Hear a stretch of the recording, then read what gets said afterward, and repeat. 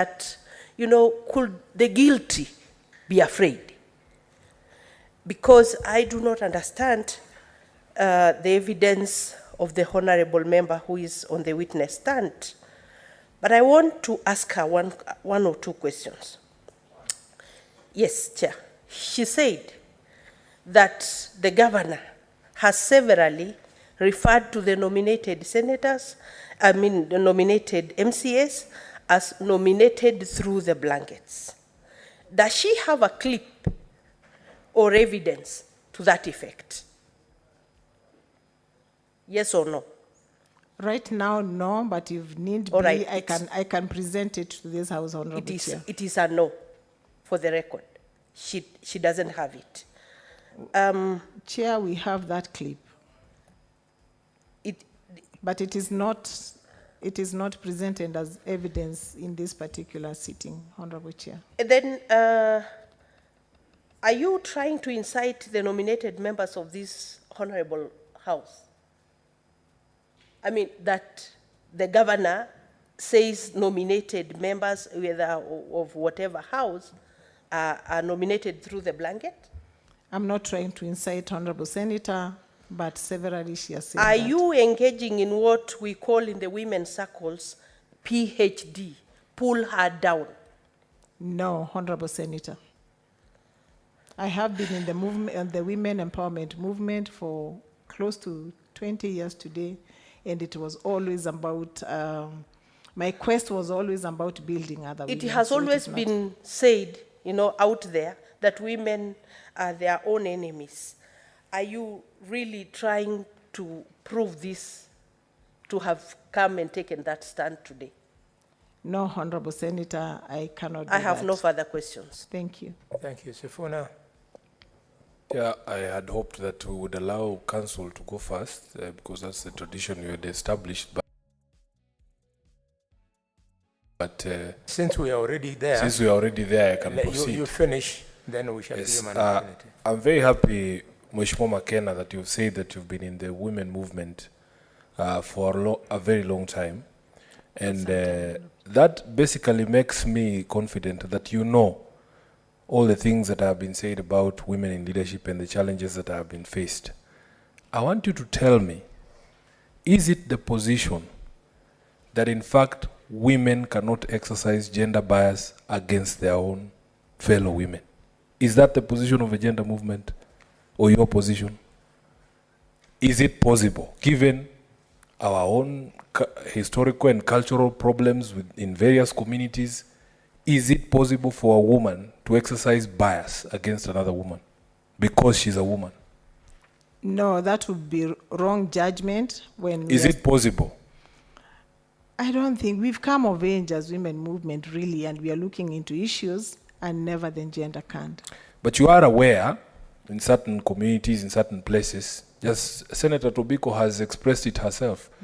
It has been said, and surely as a person in that movement for all that time, Yeah. it has been said, and I'm sure you've heard it, that women are sometimes their own worst enemies. When that is said, isn't it evidence that in fact in certain instances it is possible for me as a man to exercise gender bias against a fellow man just because he's a man? It is possible.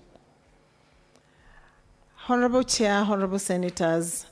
Just yes or no. Is it possible or not? I'll move on. I don't think it is possible right now. We have come of age as a as a society. Thank you. And I think My last question to you. You know I wear many hats. I am also the SG of a party. What do you understand to be the role of this nomination slot? What do you understand? Why did we come up with these nomination slots? What purpose are they supposed to serve? To give a gender perspective and voice to the decision-making table. And in terms of growing leadership? Yeah, also to give us an opportunity to showcase our prowess and maybe our leadership. So was it intended that it is going to be a tool that is used to nominate people in perpetuity? I want you to address the question of the growing of the capacity of the people who were nominated. What was the ultimate aim? To give women an opportunity to grow their capacity to be able to take leadership positions. And ultimately run for office themselves. That's what I want you to say. Yes. So that you cannot be nominated in perpetuity. Well, yeah. Thank you. It is it is only fair that we say that it is to grow to grow the capacity of women into leadership. They can get to that leadership positions either as appointees. We have seen women who have come from being nominated to become Lucy even. McKenna, Yes, I am just Senator. saying, these nomination slots have a purpose they're serving. Yes. They're supposed to grow you when you're nominated once, to grow your capacity, your political and financial muscle, your connections and networks. Yes. For you to now be able to run for the seat and create another opportunity for somebody else to be nominated. Is it fair for that movement for you to be nominated in perpetuity? That's the question I want you to answer. Is it a simple yes or no? It's not against the law.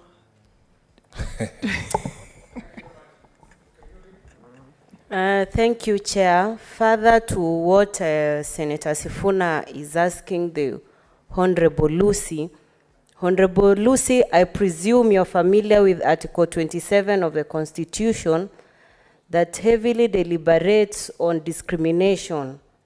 And as a second-term nominated MCA, by extension, a beneficiary of the aforementioned article, of which I'm a beneficiary like myself, would you say that Governor Mwangaza has had the time or fair chance to materialize her manifesto from which the electorate can judge?